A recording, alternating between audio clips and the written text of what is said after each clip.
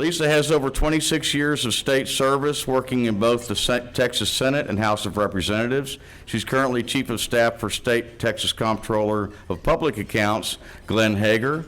Lisa has served as the Chief of Staff for Senator Hager from 2007 to 2014, worked in the House of Representatives from 1989 through 2007, and began her career as a Capitol tour guide in 1986. Lisa has a strong background on issues relating to water, environmental regulation, rural development, and agriculture.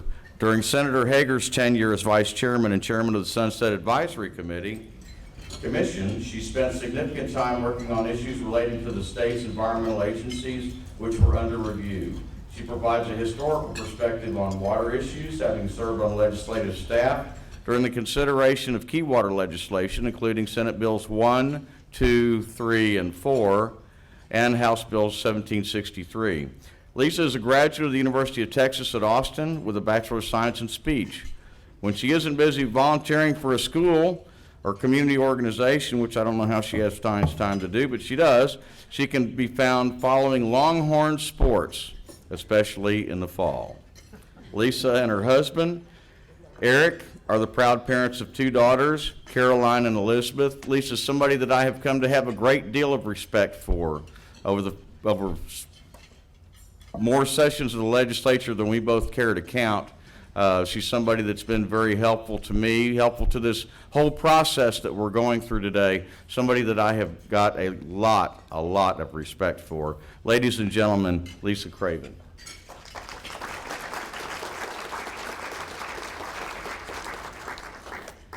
I'm sure you'd rather hear Jerry sing than me talk, and I'm sorry that I'm your consolation prize and that Comptroller Hager was unable to be here today. With all the inaugural events going on, we didn't realize that he was going to be required to participate in those today when he agreed to be here.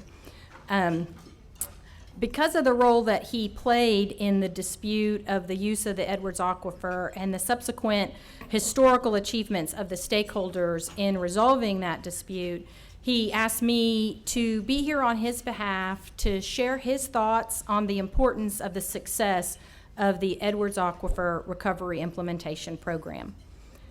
As a 6th-generation farmer, the comptroller understands the importance of water. Indeed, it is the lifeblood of an agricultural economy.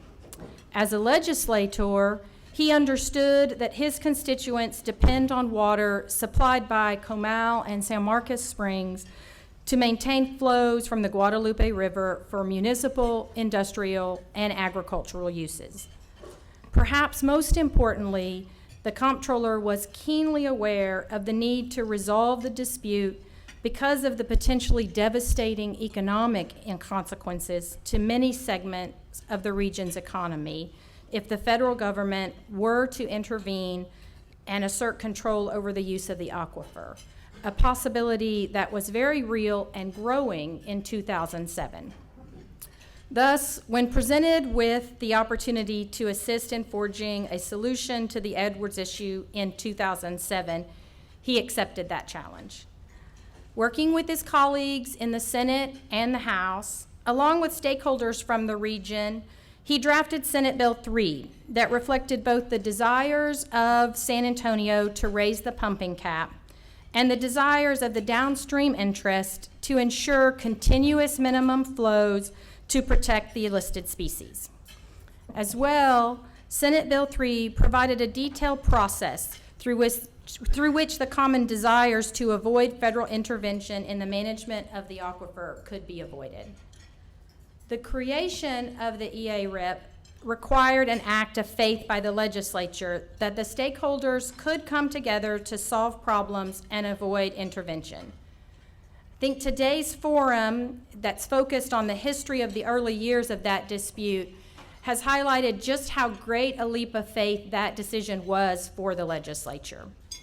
But the Edwards Aquifer Authority, 4 state agencies, stakeholders representing agriculture, municipalities, environmental groups, and other interest groups were up to that task. They collaborated, they compromised, They worked effectively with Fish and Wildlife Service, and in the end, they reached consensus on a workable plan that was ultimately approved by Fish and Wildlife Service.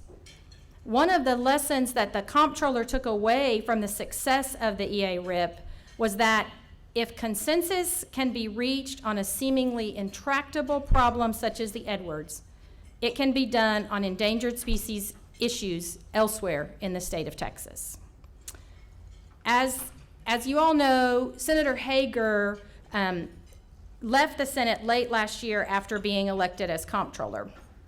He left the Senate, but in becoming comptroller, he did not leave behind the Endangered Species Act or the economic threats that statute present to the state of Texas. Nor did he leave behind the lessons of the EA-RIP and the virtue of consensus-based decision-making. Like the Edwards region in 2007, the economy and economic growth in other areas of the state have been threatened by the implementation of the Endangered Species Act. In 2009, spurred by threats to curtail operations at Camp Bullis because of the possible impacts on the golden cheek warbler, the legislature created the Interagency Task Force on Economic Growth and Endangered Species to allow state agencies to provide assistance to local and regional governmental entities and communities that are forced to wrestle with the complexities and potentially high costs of the Endangered Species Act. Because of the strong emphasis on the impacts of the Endangered Species Act on economic growth, the legislature tasked the Comptroller of Public Accounts with leading that task force.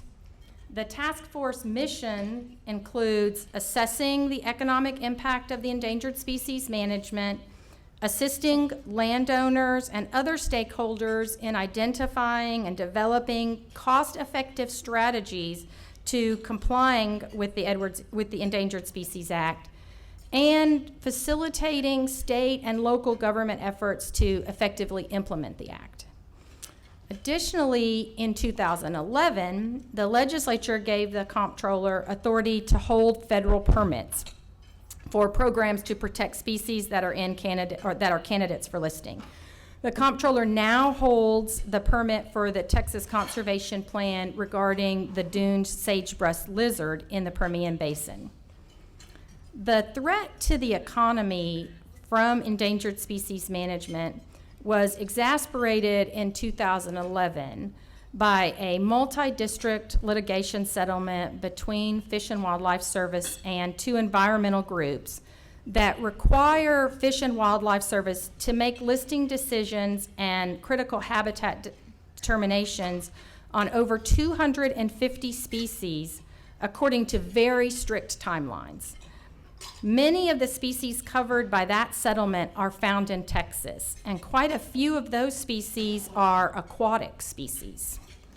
So in 2003, understanding the importance of ensuring that Fish and Wildlife Service has good science available in making those listing decisions, the legislature appropriated $5 million for the comptroller to spend on research by state public universities regarding candidates and listed species important to the state's economy.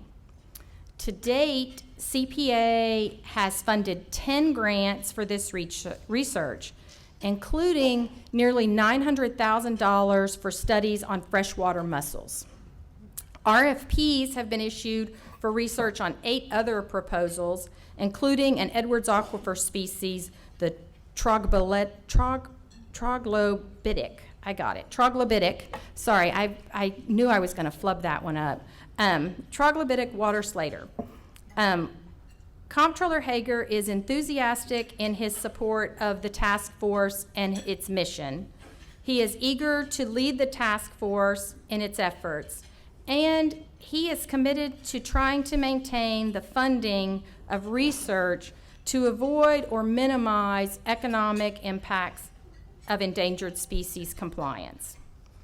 To this end, he has created a new division at the Comptroller's office the Division of Economic Growth and Endangered Species Management.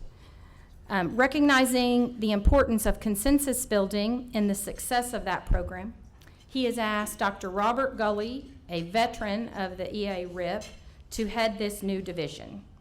We are so thrilled to have Dr. Gully as part of the team, and his reputation for building consensus through collaboration and compromise are highly respected, and I know that you all will agree that it was quite a coup. I mean, we were actually giddy when Dr. Gully agreed to take on the role, and it has been well received in the areas that he has reached out to. We've heard great reports, and we expect great things, as always, from him.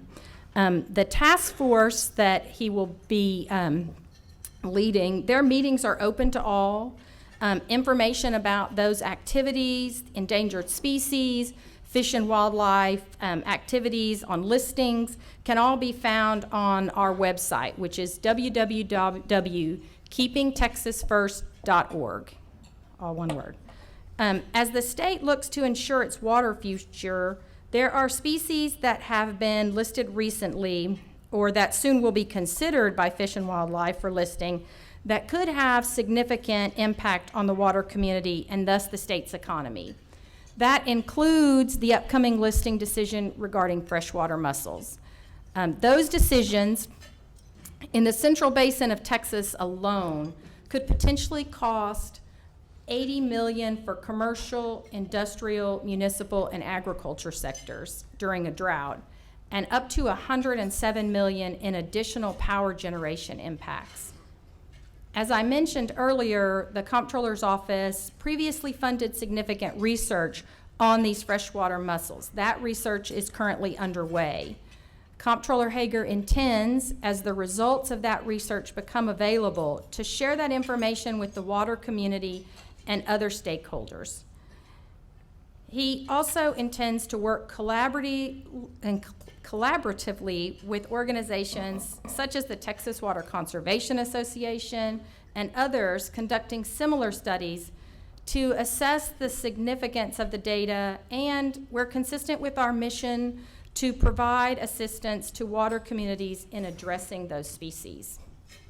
One possibility for future collaboration may be a stakeholder process to develop a strategy for working with U.S. Fish and to ensure significantly sound, cost-effective decisions with respect to addressing these species.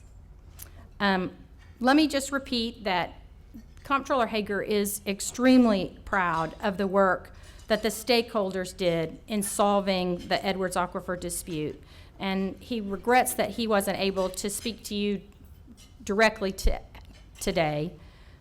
However, he does look forward to working with you and other members of the water community, again, when the Comptroller's Office can be of assistance. That's it. That's all I have. The end.